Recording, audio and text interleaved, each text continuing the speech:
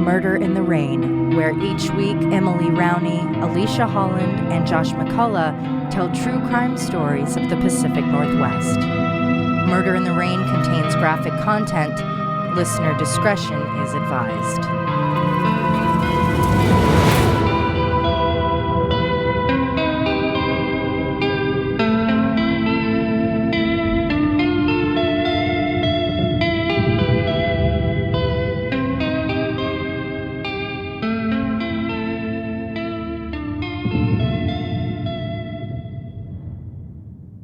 According to Greek myth, Pandora was the first mortal woman.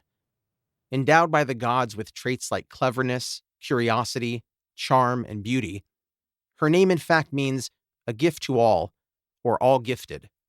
Zeus, the king of the gods, had Pandora created in order to get revenge. The target of his wrath was Prometheus, a god and trickster who had defied him.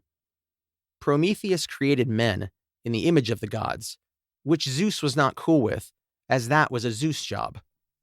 Prometheus then gave people the gift of fire, which he'd stolen from the gods. Pandora and Prometheus's brother Epimetheus were married. Before leaving Pandora on Earth, Zeus gave her a jar, saying it was a special gift that she must never open. The unknown contents of the jar endlessly prodded her curiosity, and she eventually opened it, which ended paradise for all humankind. From the jar poured all the troubles of the world: madness, greed, violence, sorrow, disease, vice, old age, and death. Humans would feel suffering now, yet the one bright beacon was the item Prometheus had secreted into the jar. At the bottom remained hope, which gave those on Earth the will to survive. Zeus also chained Prometheus to a rock and had an eagle eat his liver every day, which would regenerate each night to be eaten again the next day by the same giant screeching eagle. Prometheus was eventually freed. Over time and through mistranslation, Pandora's jar became a box, and the myth as a metaphor has endured for centuries. It has been used to emphasize the possibly world-ending consequences of nuclear war, AI technology takeover, and COVID-19. The box is commonly used when detailing anything related to former President. And let's not forget the latest Mission Impossible sequel. It, like most of the series, revolves around the acquisition of a Pandora's box-like superweapon, which Ethan Hunt must run after at top speed. Jennifer Aniston even got in the game during an interview saying, "Marriage brings up all the things I push to the back burner. The fears, the mistrust, the doubts, the insecurities. It's like opening Pandora's box." Thanks, Jen. The Pandora's box I'm going to talk about today was an actual box. A trunk constructed from composite fiberboard. Also referred to as a footlocker, it was approximately 32 inches long, 18 inches wide, and 14 high, with two metal clasps on its front. Its lid was secured with a combination lock. During the summer of 1946, the box sat on the floor of a basement in southeast Portland. Above the basement was the home of the Bowdens, parents Fern and Wes, and their children, Shirley and Doris. Wes had been away for 3 years during World War II, stationed on Adak Island in the Aleutian Chain, which curves off Alaska's southern end. He was there not as a soldier, but a civilian construction worker. While he was away, Wes and Fern kept in touch by sending letters. In one of his last, Wes said his contract was expiring and he'd be home soon. Fern and the girls were pleased with the news of Wes's return, but there was something nagging at Fern. The tone of his last few letters felt tinged with something. He seemed upset, depressed, angry, maybe mistrustful. She had no idea why he would feel this way. Fern Mavis Chandler was born on November 12, 1899, in Walla Walla, Washington, but she would become an Oregonian before she was a year old. She was 9 and living in Baker, Oregon, when the family welcomed brother Franklin. 8 years later, sister Helen Claudia was born. The first tragedy of Fern's life came when she was only 20 years old, and 4-year-old Helen Claudia passed away from pseudomembranous pharyngitis, which means she had an infection, possibly the flu, which then graduated to pharyngitis, wherein a thick, gray, mucus-like coating hinders breathing as it restricts the voice box, throat, tonsils, and nose. I'd like to say a quick thank you to everyone on Instagram because I was presented with this unreadable death certificate. Oh, yeah, I saw that. And posted it. And so many people, I want to say got it right. But yes, you actually read it and it was amazing. So Josh was able to put it in his story. So thanks, guys. At 26, Fern married James Wesley Bowden in Baker, Oregon, near the Snake River and Idaho border. At the time, she worked as a stenographer, and her 29-year-old husband was a merchant. James Wesley was born in Mahler, Oregon in 1897. His mother had Wes first at just 16 years old. Over the next 11 years, she would birth 6 more children. Oof. Before marrying Fern, Wes enlisted in the Army, where he eventually joined the 268th Aero Service Squadron as a private. His squadron performed aircraft reconnaissance missions. Home safe from war, the Bowdens started building a family of their own. In October 1928, they welcomed baby Shirley. In 1934, Doris was born. As the girls were growing, the family moved often. The early 1940s found the Bowdens in Shasta, California. In 1943, Fern was working as a clerk for the Northern Pacific Railway Company in Tacoma, Washington. The Bowden women would settle into the Portland area while Wes was in Alaska. Fern was, for all intents and purposes, a single mother to 2 teenage girls. There was a struggle at first for money and even consistent housing, but eventually Fern answered the call to occupy one of the many jobs vacated by men going to war. She was hired as the chief clerk at the East Portland Freight Terminal. Constructed in 1924, the building is now the East Bank Commerce Center in Portland's Central East Side Industrial District. It's pretty close to City Liquidators, one of the city's greatest home goods establishments. Truly. We highly recommend it. If you want a bunch of big spoons or like 200 salt and pepper shakers. Or a giraffe-shaped lamp. Yeah, a weird desk from an office that disappeared 40 years ago. City Liquidators. Cool couches, too. Some of the coolest couches I've ever seen. And a weird player piano, I think, that you can't touch or they'll yell at you. And free donuts on the weekends. Do you know that from experience? No, but there's a sign on it, and I felt the tone of the sign said, was yelling at you do already. not do this. Yeah. Yes. It was like... Somebody caused that sign. I'm not a child, but it like expressly forbade children from even looking upon it. This clerk work provided Fern and the girls stability, steady housing, and even a little left over to stash away for savings. Fern appreciated her coworkers and was grateful to be employed. But I don't think her single income would suffice today for their home, now valued at $517,000. The letters the couple had been sending each other seemed to have sufficed in keeping the love alive, at least while Wes was away. That's kind of sweet. I can't imagine that these days. Just just over letters? letters. Unless they're, very thorough, I guess. Lots of compliments. Once Wes returned home, the unease Fern felt in that last letter was confirmed, and her hopes of him returning to his old self were lost. Wes's face was different. His eyes, which refused to meet hers, were darker. She would try to converse with him, but even mundane conversations about work would turn into full-on interrogations by Wes. He required minute details about everyone she interacted with on a daily basis. That was when she figured out what had Wes so upset. It was a man named Frank Hawkenyos.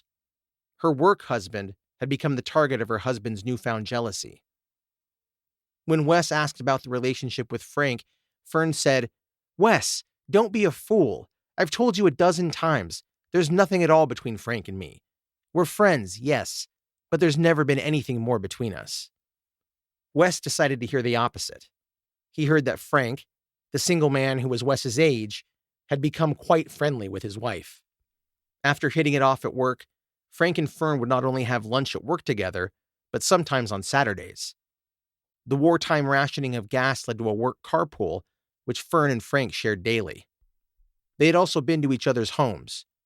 Fern went to the home where Frank and his sister lived, and he had come to the Bowden home, but only if at least one of the daughters was present, as to avoid any judgments or suspicions. That does sound a little suspect for the times, I suppose.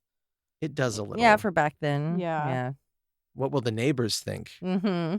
But I don't know. How old are they? Like early 40s? Yeah, I think Fern was... Single, living with his sister? Yeah, she was in her late 40s. Oh. Yeah. Maybe he really wasn't interested in her. What do they call that with the kids these days? The Riz? That's what they say. No. What? Yeah, What? What's to talk about homosexuals. the Riz? Yeah, something like that. What is I'm that? gonna look it up. Well, I'm not a youngster, so I'm not saying that. Yeah, it's like I don't mean for anyone to say it. I just thought I'd share it. Also, I can relate to somebody accusing you of your work husband being more than just a friend. Mm-hmm. The questioning didn't end with Fern. Learning from Shirley and Doris that they'd interacted with Frank, Wes started asking them about the man whom he saw as clearly trying to take over his life. The girls sounded like their mother. Frank was nice, he'd been over a few times, and nothing outside of appropriate and friendly behavior took place between the adults. For most, this would have confirmed their spouse's honesty and allowed them a moment of clarity or to perhaps even seek professional help. For Wes, it was simply proof that the three women in his life were now conspiring against him. As things started to go sour, Fern sought advice from Frank and his sister. They felt horrible about the situation she was in, but suggested she hold out hope. If she could stick it out, maybe the situation would return to the decent way it was before. As Fern clung to hope, Wes dealt her an ultimatum. She either quit her job and never interact with Frank again, or he would leave. She begged him to think rationally and to reconsider what he was saying. She also stood up for herself, saying she would not stop seeing her friend, as that would imply she had been inappropriate, an admission she would not make because it wasn't true. With that, Wes packed up and moved to the coastal city of Newport, where he worked on the fishing boat he and his brothers owned. This wasn't the heartbreaking move Wes may have expected it to be. Instead, Fern was optimistic, hopeful that time out on the water with his brothers and working with his hands would maybe clear his head and make him realize how far astray he had gone. Wes would come back to Portland now and again to see his children. With each visit, all Fern could notice was how he remained blunt, irritable, and suspicious of her. 7 months after moving out, Wes was back to living at home with the family, but not because he was over his conjured injustice. In fact, the time away seemed to have only heightened the stress within the home. The reunion was due more in part to the letters Wes claimed to have received, which confirmed his fears about Fern's adultery. He even berated her with the contents of one of the letters. Quote, "To be forewarned should be forearmed. Saturday afternoon tea parties and luncheons can obviously become Saturday night dinners and breakfasts." Ooh, them fighting words. Yeah, I'm going to take a stab that Wes penned those letters. Himself. Yeah. Yeah. Wes's accusations were becoming harmful actions. He started to stare at Fern. Just stare. Sometimes for extended periods. Ugh, sounds like an episode of Snapped. There were multiple occasions she awoke in the middle of the night, only to find him rummaging through her purse. Discovering a notebook Wes had left out, Fern was horrified to read, quote, "Fern stood on the porch talking to Hawkinios for 3 minutes, 45 seconds. That was Frank, Hawkinios. Turning the pages, she realized her husband had not only been following and watching her, but he was documenting her every move. Refusing to comply with his abuses, Fern officially filed for divorce on June 11th, 1946, stating cruelty as the complaint. By then, she was so fearful of Wes that it overrode her concern that the court could divide the children or allow their father full custody of Shirley and Doris. What a creep. Have you seen a picture of him? No. Leash? Oh, boy. Well, he's got those killer's eyes, you know? Are they ice blue? Icy blue, they Looks appear like to be. someone that would be watching and documenting someone. He does, yeah. And he kind of looks to me like, maybe like a guy that would work on a ranch in the 50s, sort of. Oh, Yeah. okay. Or 40s or 30s. Or today. Just that kind. Yeah. Very weathered by life. Mm-hmm. And by wife. Oh, my. Wes certainly knew the children would be Fern's Achilles heel, which was probably why, when presented with the news of the divorce, he seethed, "You can't get away with it. I'll file a countersuit. I'll accuse you of running around with other men. I'll drag your name through the mud. And what's more, I'll get the children." Fern knew it was worth the gamble to proceed with the divorce rather than to stay. Thankfully, Wes took the divorce seriously and stopped stalking her. Instead, he was usually found hiding away in the basement, a relief for the Bowden girls. Things were finally quieter, but Fern knew it wasn't due to peace. but a forthcoming storm. Of most concern were the frequent packages she watched Wes carry downstairs. He never attempted to hide the mysterious bundles. If she ever caught him bringing things in the home, he would smile at her in a way that made her feel it was nearly a triumphant look. She was so certain he was up to no good, she told friends that whatever he was concocting would somehow keep her from getting the children in the divorce. By mid-July, even the girls were feeling uneasy about their father's behavior. On July 25th, Fern was the one in the basement. She was doing laundry. Like a scene out of a scary movie, a funny feeling told her to turn around, and when she did, she was startled by Wes looming on the stairs.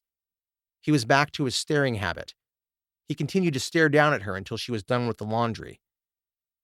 As she finished up, he went to a work table and fumbled around. Without exchanging words with her soon-to-be ex-husband, she left the basement. She took the wet clothes out back to be hung on the line, but she stopped and turned from the task. Making sure he couldn't spot her, Fern snuck up to one of the basement windows and watched as Wes, now wearing gloves, started to open the earlier described trunk while holding one of the paper bags she had seen him carrying earlier. Unsure what was going on or whom to talk to, the following morning Fern told her daughters what she had seen. They were all victims of this man, and they needed to stick together. In a later conversation, Doris shared that when she had gone down the stairs to get Wes for dinner, he was doing the same thing, gloves and all. How old were the girls? 17 and 13. Okay. On the morning of Saturday, July 27th, Fern was headed to work, and Wes was going to Newport for a few days. Before he left, Wes pulled his daughters aside and, while holding their shoulders, intensely warned them, "Don't either of you go near that locker of mine in the cellar. Remember that. Keep your hands off that box." This, of course, made them all even more curious about the contents. After a short debate of should we, shouldn't we, the Bowden ladies went on with their plans for the day. Shirley went to an uncle's house, and Doris went roller skating. Fern did some housework in an attempt to push away the thoughts of Wes and his secrets, but it did no good. By this stage in a relationship, all of Fern's friends were well aware of Wes's toxic behavior and concerning hobbies. When it got to be 8 p.m. and she realized she still had the house to herself, she called her friend Frank. She told him about the ominous warning Wes made to the girls and how she knew whatever was in the locker was going to dramatically affect her life. Frank wasn't so sure about her idea. They knew Wes was happy to spy on Fern, which in turn would mean stalking Frank. Even if Wes was actually out of town, who knew what people were watching their home on Wes's behalf and reporting back to him? Fern was frustrated Frank wasn't willing to help, but it didn't deter her from her goal. Fern made her way down the basement steps. It was still and cool down there. The only sounds were Fern's breaths and her feet padding across the floor. She moved to Wes's workbench and grabbed a screwdriver. Crouching, she slid the tool between the hasp and the lock and began to pry. After a few attempts, the lock popped off. She hesitated. She dreaded the discovery. Fear held her hand back for a moment, then she lifted the trunk's lid. It was 8:40 p.m. Fern wouldn't live to see the contents of the locker. When the lid was raised, a thunderous explosion rattled the neighborhood. Unbeknownst to Mrs. Fern Bowden, a detonator had been wired inside the footlocker's lid. The secret Wes had been hiding was a bomb. As noted aphorist Mason Cooley wrote, "I love you" is the inscription on Pandora's box.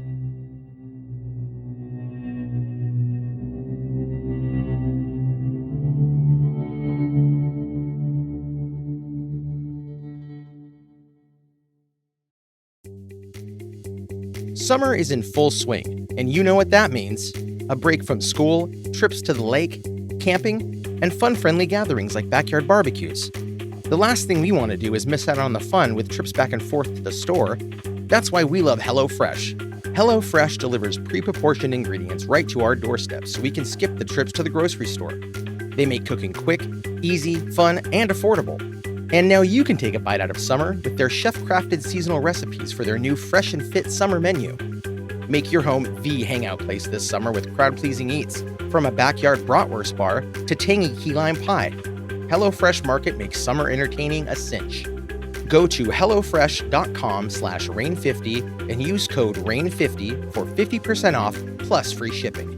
That's hellofresh.com/rain50 for 50% off plus free shipping. HelloFresh, America's #1 meal kit.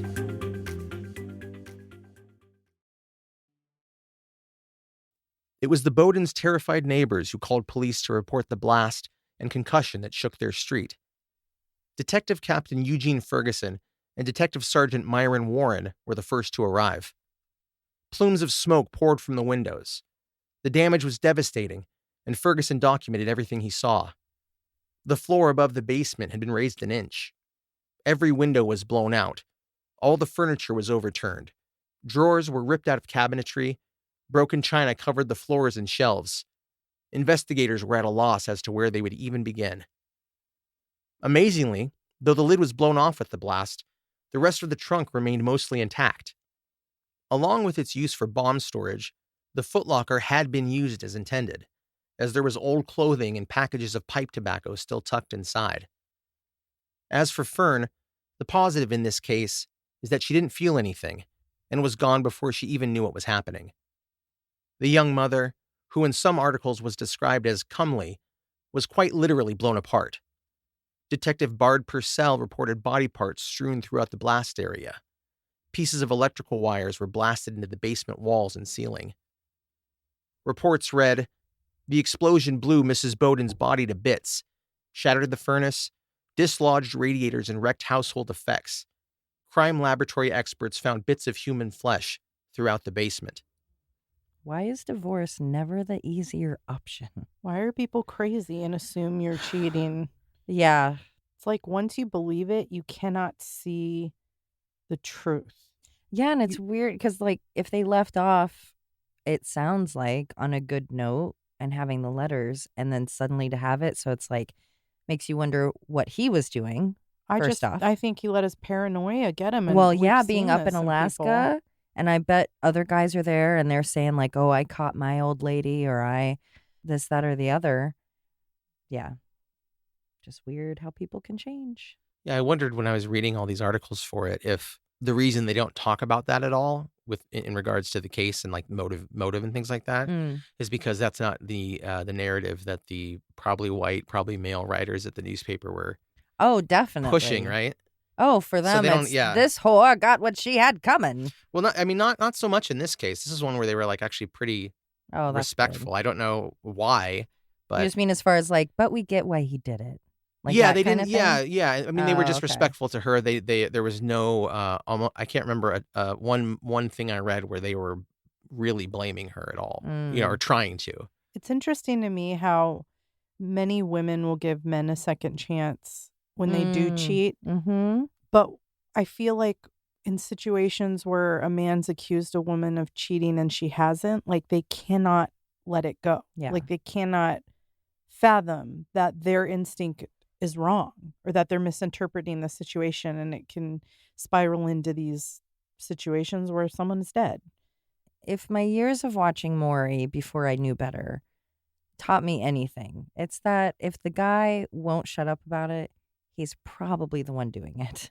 That's where I feel like that falls in with that idea of men not being able to move on. It's like, well, are you the one carrying guilt? Is this your guilt that's yelling at me? Or And also, he was the one being super secretive and weird. yeah. I guess he was just projecting Yeah. whatever was going on in his mind. Yeah. So weird. But once he made that decision, Mhm. nothing she would have ever been able to say would Yep. change his mind. Fortunately, 17-year-old Shirley and 13-year-old Doris had been away from the house at the time of their mother's death and the shattering of their home and lives. The girls told the detectives of the baleful warning their father had given them about the trunk. Early the next day, Detectives J.H. Blewett and F.D. Smith drove to the coast to scoop up Wes Bowden. He was arrested in Newport, where he'd been away on a fishing trip. He'd left for the coast the previous afternoon and claimed to know nothing of the bombing. Convenient timing. Hey, man, he's just got to go to his fishing boat hours away. While I warn my children about a thing in It the must have been basement. pretty tough to get to the coast in the 40s, Oh. even though there were roads and stuff. I mean, even now it's a serious drive. Yeah. Lord. I was reading, though, about like Model Ts and stuff. They were hardy vehicles because there were so few roads. They were actually built to handle more of that off-road terrain. So you kind of look at it and think, oh, this old car, how could it do it? And it's kind of built for that. But that would be a rough ride. 2 hours in a jalopy like that. Oof. No, thank you. Bowden was held tentatively on charges of illegally possessing explosives while the case against him was cemented. He was held under a bail amount equivalent to $16,000 today. It was $1,000. Oh. As Wes waited in jail, police started to reconstruct how the explosive had been set.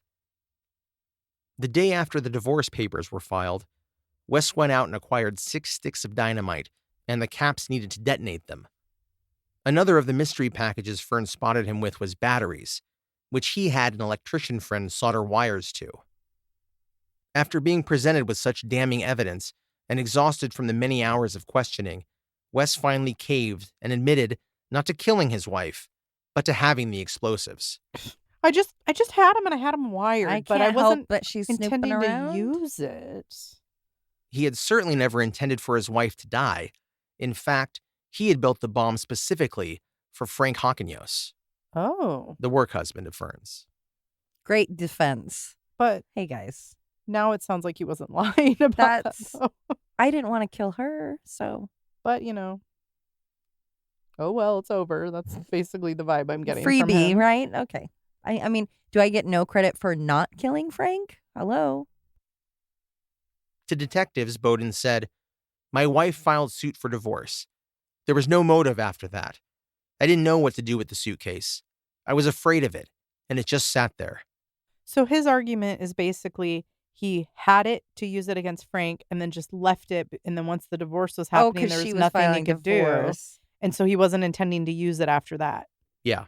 Okay. So she's cheating on me with Frank. I'm going to kill Frank, and then we'll just have our happy little marriage. No, I think he thought it was at a loss with her. Wow. Like I washed my hands of it.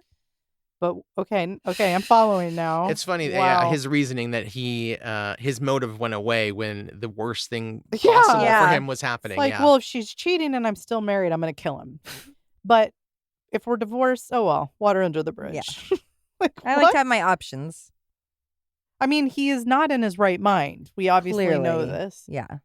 So he had, in fact, built the bomb with the intent of murder. It just happened to kill the wrong person. And the only reason it was still active was that he had, in classic killer fashion, not really thought things through. He funneled his rage into acquiring the bomb's components, but hadn't considered how he would get it into Frank's possession. That had become such an issue, he ended up putting it inside the locker, down in the basement, under the roof he shared with his wife and 2 children. Bowden said, "I had never built anything like that before, but it just seemed to materialize. Some days I'd feel like it, setting the bomb, and other days I would not. When I couldn't find a way to be sure of hurting no one else but this man, I put it in what I thought was a safe place." Your house, your Were children. you tinkered with it? And I've never built something like this. Dude, Dude. I've had it. It was the intact wire from dynamite to detonator that kept Wes's story in doubt. He had assembled the thing. He should have known better than anyone that he only needed to disconnect one wire to make the device neutral. Yeah, then it would have been safe to have in your home. What Mm. is this guy? Well, he's a little fibber is what he is. Little killer fibber. Killer fibber. Yet he chose not to do that, instead leaving it live in his home. The history of Wes's bizarre and oppressive behavior toward Fern didn't help his case either. The police didn't buy it. Quote, "He had not intended to kill her, but to blow up a rival for her affections, and acknowledged having constructed the infernal machine." And what did he think was going to happen if he had done it? Like she was going to come back to him like, "Oh, I love it when you fight for me." Yeah, or that he wouldn't go to prison. He Yeah. just only care. It's like he's the original incel or something. Like, I just have to get rid of this guy. And then everything will be fine. Either they're just not thinking of the repercussions of what's going to happen. The original infernal machine was constructed in 1835 to assassinate French King Louis-Philippe I. They built this gun that had 25 barrels. It was they stationed it on the 3rd floor of a building, pointed it down, and as the king went by and his procession, they fired it. And it Whoa. was 25 barrels, and each barrel had, I think, 8 pellets in it or bullets. and like 13 to 14 metal slugs. Yikes. And so it just rained down on the crowd below. But and 18 people were killed, 42 were injured, and none of them were the king or any of the monarchy. Oh my God. And Well, that even was the a bust. guy who did it, his name was Giuseppe Fieschi. When he set it off, one of the barrels misfired and exploded in his face. Good. But he lived, Oh. and they arrested him because he was lying there like, my face. And went to trial, convicted. Oh, also, wait, before I say that part, before trial, he was badly injured. And so they took him to whatever they had, like doctors back then in the 1800s. And they got him into good enough shape to go to trial, which was like 7 months later. So he lasted for a very long time. But eventually he was convicted. He was guillotined on the same day with his other co-conspirators. And there's a portrait painted of his decapitated head. Ooh. And in it, you can see that he looks unwell besides being without a body. But also there's a noticeable hole in his forehead, and you can see his brain. Whoa. So they kept him alive for 7 months. They had to take the pressure off of the brain. Yeah, it's just Whoa. Yeah. Insane. I'm looking that up. Yeah, as it's soon as I get actually home. it's in the sources. I have the image there. Awesome. There's a lot of really cool images in the blog for this one. So yeah, that was a very cool thing to learn. It was so fun learning about Pandora's box and that infernal machine. It was very cool. I don't usually learn quite as much. I feel like inspired to try to work Greek mythology into my next few cases. I don't think I can, but I'm going to try. Well, I was lucky that they called it a Pandora's box in the newspaper. Yeah, and the last part I was going to say about that story about the infernal machine was that it was probably at least recorded one of the first ever mass shootings that ever occurred. Yeah. Oh, think. yeah. First Yeah. multi-bullet thing. And that sort of like ambush attack. Yeah. Wow. Thanks for teaching us stuff, Yeah, Josh. you're welcome. History is fun, and learning is fun. Demental. I'm surprised I haven't heard that story, actually. I am how too. I am about like French history. Yeah, and I really thought that too. During additional interviews, West told police he'd sent Fern $5,000 while he was working in Alaska during the war, which in his words, she had squandered. As requested, West sketched a diagram of the booby trap, which showed 6 sticks of dynamite rigged inside the trunk with tacks and wired to a detonator and a small battery. A friend of Wes's who worked as a contractor admitted selling him detonators and the dynamite, and he also said he watched Bowden put the dynamite in the footlocker when he first acquired it. What? And he didn't think anything strange? This friend had been under the impression Bowden would be using them for dynamite fishing off his boat at Newport. Just a classic way to fish. Safe, environmentally friendly. I like that it really like cuts up the fish for you. You can just cook it up and eat it there. A chum. Wow. I feel like that guy might have just been like kind of lying to himself. Covering up, Yeah. I know that's a real thing though. Oh yeah. Yeah. It Okay. is. But it just seemed like that the guy was like maybe coming up with that later To tell himself that nothing to tell was himself wrong. and the cops. Yeah. And I'm sure that, well, just the way that it seemed that that Bowden was like walking around with all these ingredients, like Yeah. chuckling and stuff, that the guy would think that. But anyways, But, in his defense, maybe he didn't see that side of him. yeah, that's true. West said he built the bomb as the result of a lot of little things, like Fern refusing to quit her job, where the man West thought she was cheating with also worked. Frank and Fern were always talking and walking together. It couldn't be anything else. West told Fern, quote, he didn't want her walking down the railroad tracks with that man no more. And then he told police, I decided to get him. The trial began December 16th, 1946. The prosecution accused Bowden of coaxing Fern's interest in the trunk by explicitly forbidding her from opening it, by walking down to work on it while she was doing laundry, by dramatically warning the girls to stay away, and the devious smiles as he carried the deadly makings into the home. Both Shirley and Doris testified that their dad told Fern that he was keeping his Fern journal in the trunk in the basement. They also said that they believed their father really loved their mother. I would think the journal would be another draw. Yeah.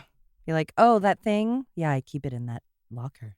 That you may not open. That you cannot. Don't do it. Yeah, I think he knew what he was doing. Mm-hmm. Quote, Judge Walter L. Tews kept court in session day and night for a week in order to finish the trial before Christmas. Night? Yeah, they did it all day, all night Oh my to get God. through. Yeah. Wait, like, you're through not the like night? your cognitive ability is not great after a whole day. They said late into the night. So past hours. So. Oh, yeah. Yeah. Okay. Probably early morning and way late. Not a good idea. Wow. The jury reached the verdict in less than 5 hours deliberation, taking the case late Saturday evening and retiring to bed a few hours later to resume consideration Sunday morning, December 22nd. They found him guilty of first-degree murder. I wonder when the laws changed about how long jury duty could last and the hours in which it Oh, needs to yeah. be completed. Gmail us. We need to look into that. Like, was there a lawsuit? People were too Yeah, tired good and reason. convicted someone on bad evidence. Like, I bet need the to know. I bet the jury was fairly stoked though about it because it was like, oh, we'll be done with By this. the holidays. Yeah. Yeah.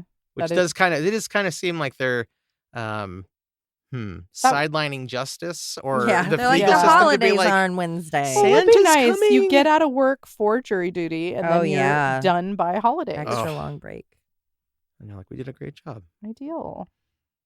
Wes Bowden was sentenced to life at Oregon State Penitentiary on December 28th, 1946. He died in 1954 at 56 years old, which feels young, even for a life sentence prisoner. Older Bowden sibling Shirley married the year after her father's conviction, to 22-year-old Oliver Williams. She was only 18 at the time. They divorced 2 years later. The complaint, like her mother's against her father, was for cruel and inhuman treatment. Younger Bowden daughter Doris married Clifford Gentry in 1950. They were divorced in 1956, and again the complaint was abuse. Neither sister ever remarried. Shirley died in 2018. Doris is still alive. Did you see? That is pretty young for him dying. Did you ever see a cause? Well, I have a theory. Okay. When Bowden was initially being processed at the prison, there was an interview, a newspaper interview, with the warden at the time, George Alexander, and he said that Wes would likely be assigned to work at the prison's flax plant. They had a flax farm there, and they processed Oh. it. There was a plant to process it. So, based on a pair of British educational films documenting a flax plant in the 40s that I watched on YouTube, the work appears grueling and multifaceted.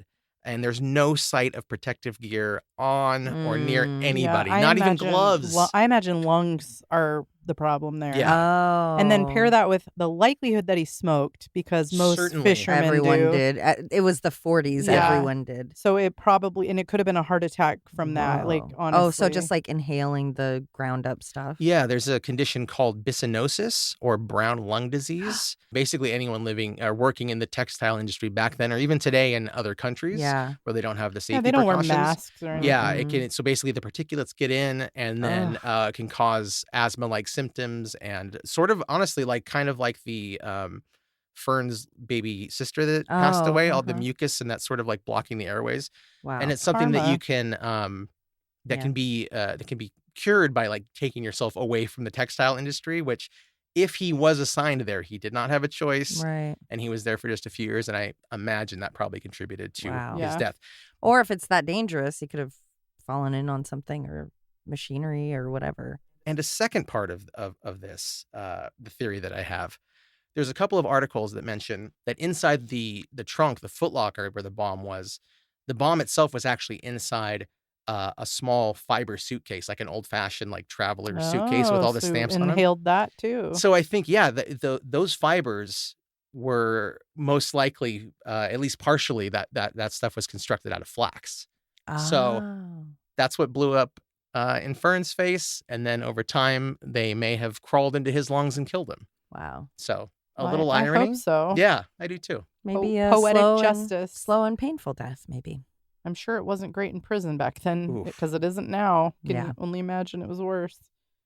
That was an interesting case. Thank you. I can't believe I've never heard it. That's great. I just want to add a side note, only because I watched, you were talking to me about the case and showed me a YouTube video of a guy who does this, kind of true crime stuff. Oh yeah, he does like locally. walking tours in Portland where he kind of talks about a true crime story as he walks to and in the neighborhood of where the things happened. Yeah. And it was interesting. One, I don't know, Emily, if you've ever encountered this. Google has blurred the house on Google Maps.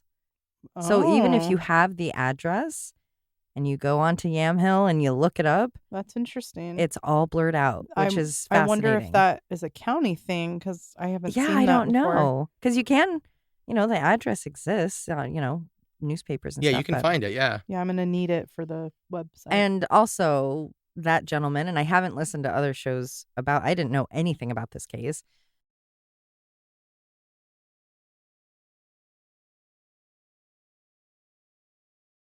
And Josh, you could back this up. There was never any actual proof of any kind of adultery. Oh, yeah, zero proof. Just his suspicions. I'm telling you, I lived her life. Like, right. I know. Oh, I was thinking of you while he was telling it. I know she didn't. Yeah. Yeah. It's just a gut feeling. And so for anyone who covers a case like this and is like, well, she was having an affair and he decided. No. So, but yeah, you really have. I don't know if you want to share anything, but I really was thinking about you. I'm just, some other people listening probably have too. You just in a situation where someone is accusing you of something. Yeah. And you literally didn't do it, and you have no way to prove you didn't do it because that's not how proof works. Right. Exactly. You're just sitting there saying, I can't prove. It is fighting a losing battle with someone who is mentally unwell because that's all they think about day in and day out. Yeah. Or that's the only way they know how to destroy the relationship. Like, oh, something's wrong or whatever, and they can't confront any real thing. Sure. So I'll make up some this. People are oh, like yeah. That must be the reason. Yeah. Because I can't see what else the reason could be. Yeah. Because I'm a dense idiot. Yeah. Yeah. And it is so scary because, and with your situation, there were like scary moments, but not endangering moments. But it's not that far. No, none of these things ever are far from being really dangerous. Oh, yeah. Wild. It just takes, the straw that broke the camel's back. You don't know what's going to set a person off. A lot of the cases we cover are those, that lower end of that gradient of evil that we talked about in our very first season. They are, sometimes they would never do it again. Yeah. If something happened and they acted and you can't take it back. And then other times they're really scary people who always had it in them. You just never know. Yeah. Well, fascinating, Josh. Thank you for teaching us about Old Portland. You're welcome. Explosion murders. This is What dynamite? That's right. That's exactly what I was going to say.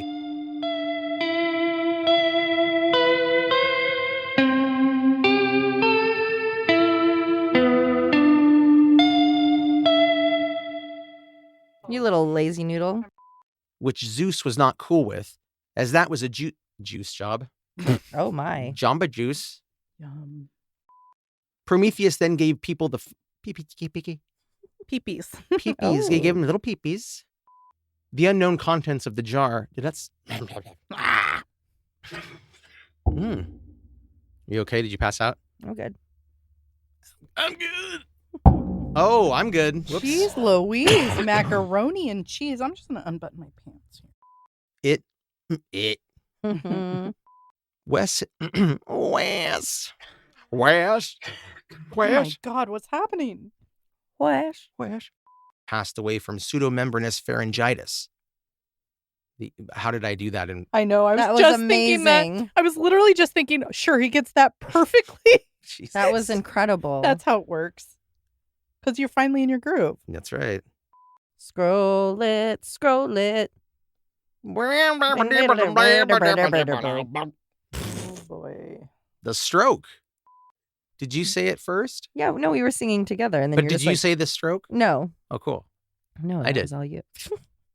I had yogurt. What is happening right now? It's hot. Yeah, he's got the hot crazies. I am both hot and crazy. You shucking on them undies? You. Just asking. At the time, she was a stenographer. Oh. Oh. That was my you won't believe Your it, butthole? but it was my sweaty elbow on this chair. I do believe that. Is that There chair it is. from City Liquidators? Oh, See? Zoip? It's the first Oh. time I've been able to recreate Recreate the the sound. sound? Yes. Usually it's like I just have to I say, no, swears I it. did fart. Not guilty. Wait, what is that from? Chicago. Yes. Oh my God. not guilty. Oh, the Russian woman. They had it coming. Wes was able to find work as a pipe fitter for the Oregon Shipbuilding Corporation. Shipbuilding? Shipbuilding. It's time to bang. Gang style. It was a gang style. And you can watch from the closet. With your Triscuits. You need to bring a lot of water with you. I was going to say, is that the loudest and most unpleasant thing to be consuming while watching people fornicate? What could be worse? You just wait till the slaps, you crunch every slap. And you're just like, just dust everywhere. Yeah, I do feel like I've never eaten Triscuits without also coughing on a Triscuit. Oh, you have to. absolutely. Yeah. It's like a little entryway dusting. mat. Yeah, you're chewing on. So good. They're so good, though. Mm. Helicopter flying Jesus. As that would imply.